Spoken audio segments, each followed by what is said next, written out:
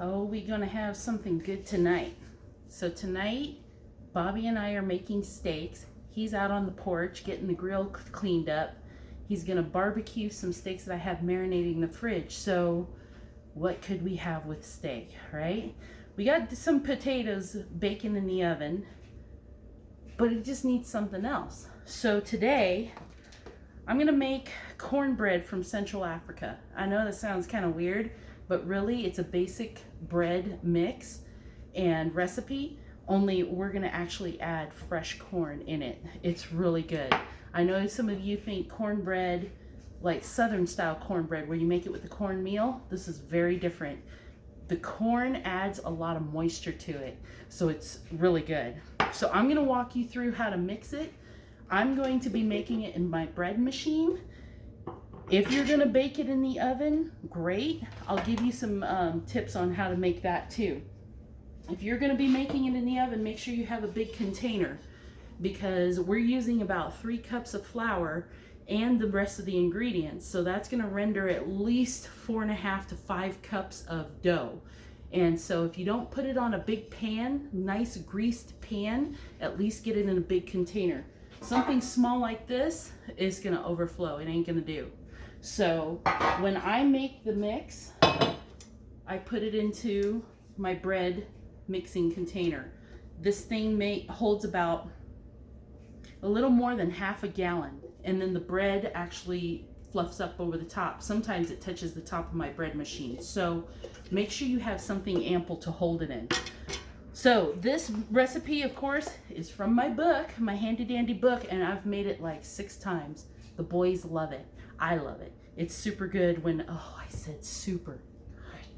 I told myself before this video I wasn't gonna say the word frickin' super. And it's warm in here, so I'm gonna take this house slippers off. Okay, so I'm gonna write the ingredients in the description below. If you decide not to use a bread machine, or if you don't have a bread machine, no problem. Make the same mix, knead the dough real good, let it rise for at least 1 hour, and then either knead it, place it in your container, and then let it rise for 1 hour while you cover it with just a towel, no big deal, in room temperature, 350 degrees Fahrenheit. Reason I say that is because in this book it's in Celsius, which is like 180 Celsius, and then you're gonna bake it for about 40 minutes. So let it rise for 1 hour, 350 degrees, 40 minutes. For those of you that are gonna use your oven, use a real good greased pan.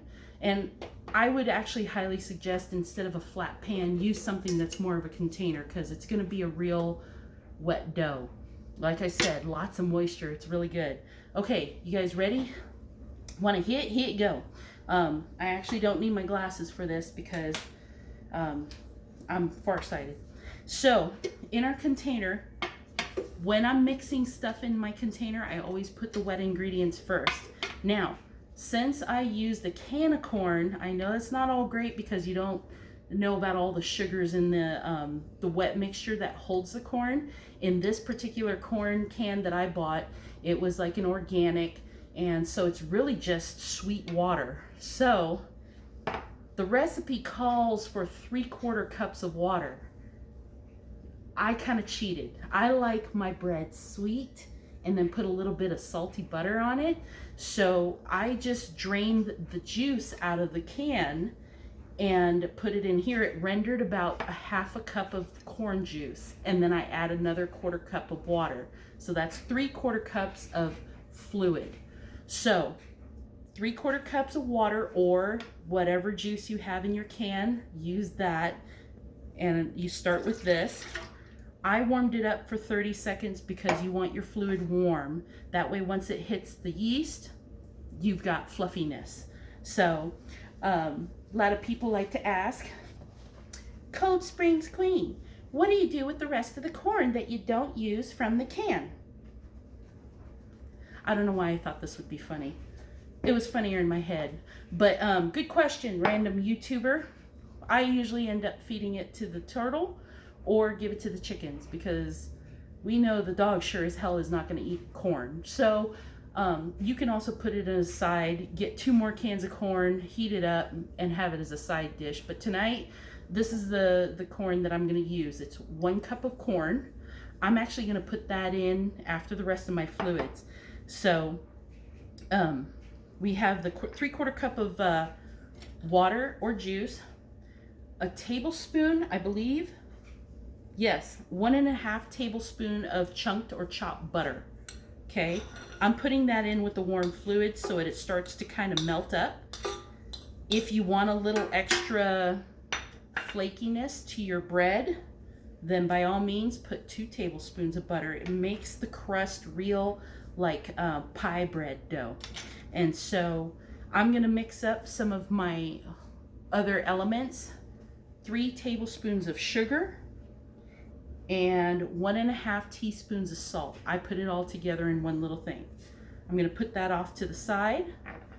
And then if you don't have powdered milk, I just use coffee, non-dairy creamer, non-dairy coffee creamer, plain, but I have powdered milk as well. So this is going to be, how many tablespoons? Come on, powdered milk, 3 tablespoons. So 3 tablespoons of sugar, 3 tablespoons of powdered milk, 1.5 teaspoons of salt. Now that I've got kind of my spices in there on the bottom, then I'm gonna put my corn. Now, if you're a little bit crazy like me and you like a little extra oomph to your bread, you can also add some paprika. I do like a little bit of kick in my bread, but tonight we're just gonna keep it mellow because we've already got a lot of spices going on in the steak. So we're not gonna add too crazy. Every time I make a bread, I always separate my yeast and my fluids with the flour. So 3 full cups of flour, plain and simple. Don't pack it down. I just scoop it up out of the flour bin and just level it off, and that's 1 cup. So we're gonna be real careful pouring this in, because as I have said in my other videos, flour can be an asshole. Once you start pouring flour out, it just comes out in one big clump, and then you've got flour all around the outside of your container. Now, I don't have this written down in a separate book. I always follow the recipe right out of the book, and then sometimes I make it my own. Sometimes I will add a couple extra spices. Butter always goes good with corn, so I do actually add a little extra butter.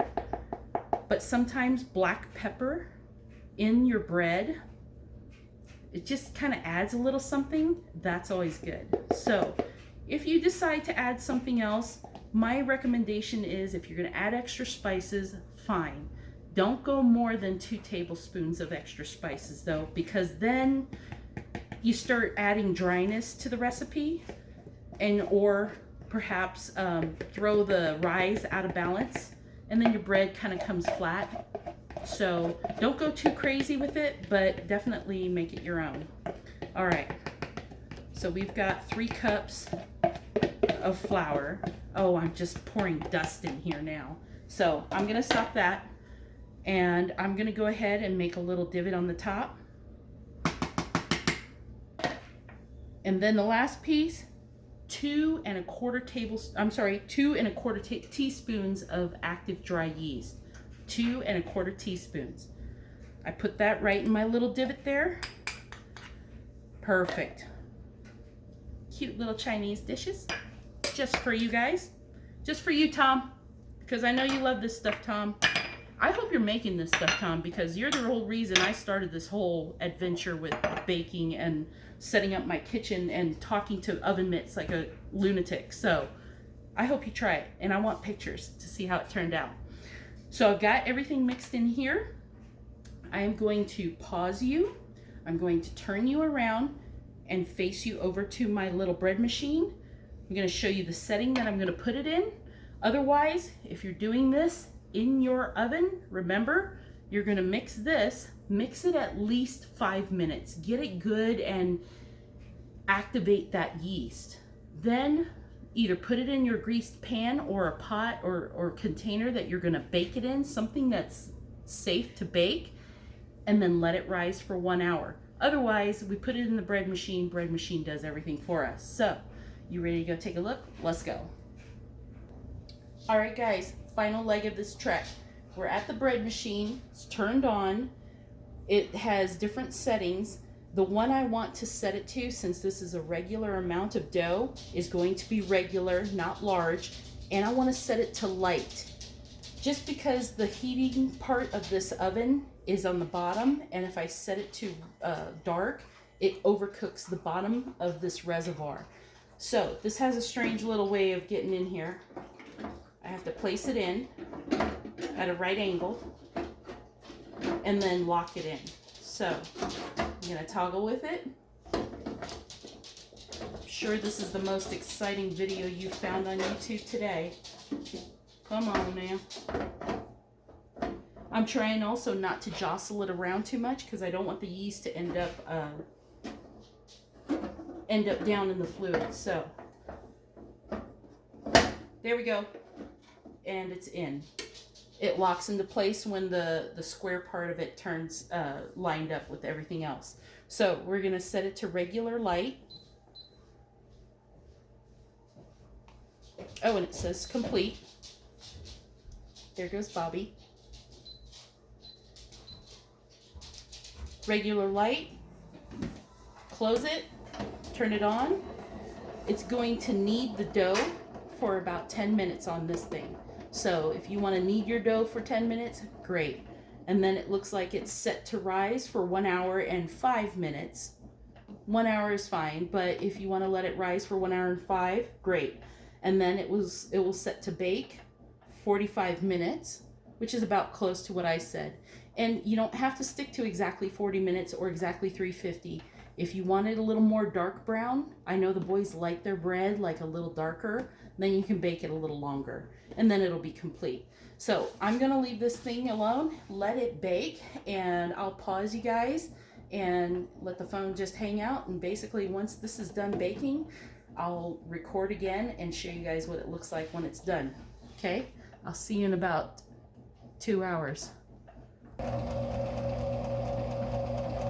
Okay, I'm not gonna lie, I came up with this last minute idea, and I don't know if you guys are gonna hate me or love me for this, but so I made some bacon and eggs this morning for breakfast, and I have all this bacon left over for breakfast. It's like 5.5 strips of bacon.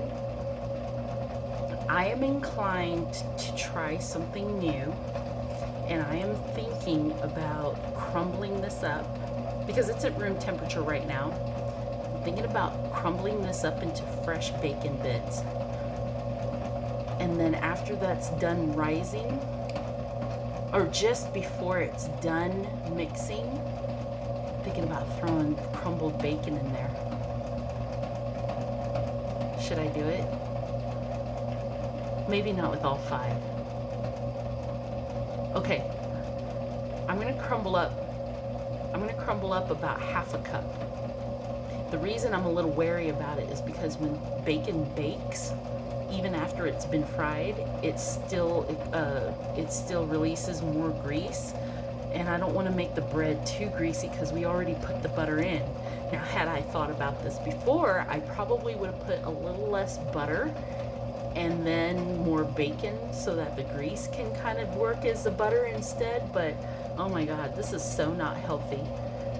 I mean, but what am I going to do? Just feed this to the dog? Okay, I'm going to try a couple strips because a lot of that salt from the bacon, the saltiness, mixed in with the sweet from the corn, and especially since we use that corn juice instead of water, you get that salty and sweet, and I'm drooling. Okay, we're gonna try it and tell me if I'm crazy. If you decide you don't do it, that's fine. We're just trying to like surprise the boys tonight for dinner. Okay, enough rambling because I'm way out in left field right now. So I'm gonna crumble up 3 strips of bacon, and I'm gonna put it in the dough just before it's done mixing, and then I'm gonna let it bake together, and we'll see how it turns out. We'll see in a bit. Maybe not. Well, it is past 7 o'clock at night and the bread is done. This is still piping hot. I'm going to take you guys around here with me and show you our bread. Hold on, I think you're sideways. Y'all see how tired I am? It's time for dinner and to go to bed. But the bread's done, the steaks have been grilled, the baked potatoes are coming out of the oven, shredded cheese, butter, and Central African cornbread with bacon bits in it. So I'm going to try to pull this out, and if I can't pull it out, I'll slice a piece and just show you it's really hot.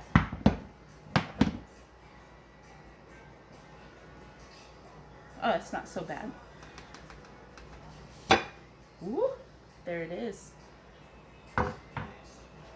You should smell this. It smells amazing. I can smell the bacon. Honestly, I can smell the bacon.